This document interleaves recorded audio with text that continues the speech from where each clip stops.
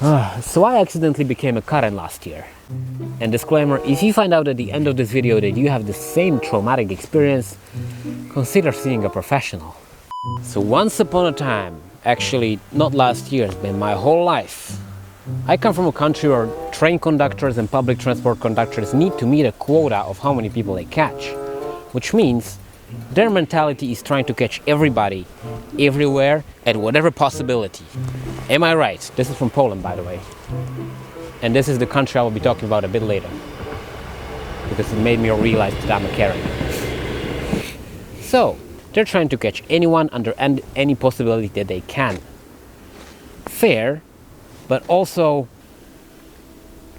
this is just leaving people traumatized. I was just a kid. All the way until I was 18 years old, I got more than 6 fines. And those are not cheap.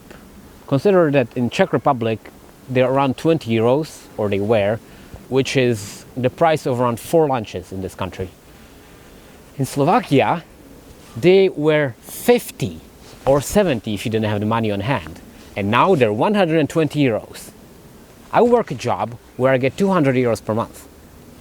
So that's like a monthly salary. And I couldn't really get a job before I was 18, so imagine the trauma that created.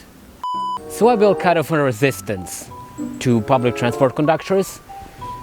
Being used to, they're just trying to catch you on any possible moment, so you have to have arguments on hand of why it isn't right of what they're doing. And with this mentality, I went on Erasmus here to Poland. And 2 weeks ago I went home for Christmas by train. But for some reason I wasn't able to buy a ticket on the station, which is pretty ridiculous, because where are you supposed to buy a ticket if not online? Because online it didn't work for international trains, and not in the train station. But I didn't have enough time to think about it or to get any other option out of it, so I just decided to board a train without a ticket. What do you do in Slovakia? You lock yourself in a toilet or you hide. And I got pretty good at hiding, because considering I've been hiding for 20 years. Even if I had a ticket, I just couldn't bear the train conductors. But here, it wasn't as I expected.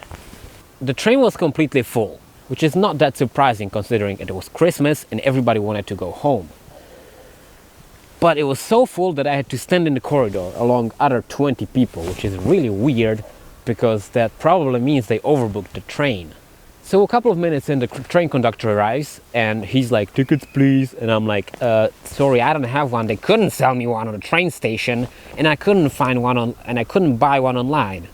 And for some reason I already started being aggressive, which is not very good, because the train conductor was actually, he probably would have been nice if I was nice, because he was just like, "Oh, but you come to me with no ticket, I sell you ticket." And me going, "I was waiting right here because I didn't know where you were, sir." "Oh no, you come to me with no ticket, so I sell you ticket." "Well, you can sell me the ticket now because I didn't know where you were. And I was looking for you, but there are so many people in the corridors that I couldn't have found you. Oh, blah, blah.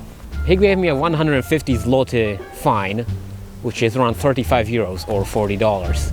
And it still wasn't that bad until 2 hours in the train, another train conductor arrives and he's like, 150 zloty, why?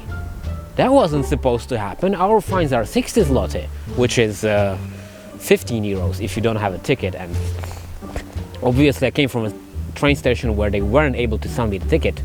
So, and then 4 hours in another country, another train conductor arrives and he's like, "Wait, this is not right."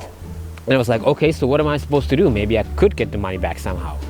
So I wrote a very long email to the Polish train company, almost with the same aggression as the one email I wrote to Instagram after being scammed by their blue tick program. I don't know why, maybe I was just tired, so my email was just like, "Hey, this and this happened. I'm not sure if your train conductor scammed me. I don't care now. I just want the money back. Can you send it to this and this?" Because I was pretty sure that they were wrong, and the train conductors told me that the first train conductor was wrong too, and he should have given me like a small fine because you can't buy the ticket on the station. 2 days ago, I got back an email of 2 pages long from Polish train company giving me laws of how it works and why they can't give me the money back and why I'm wrong.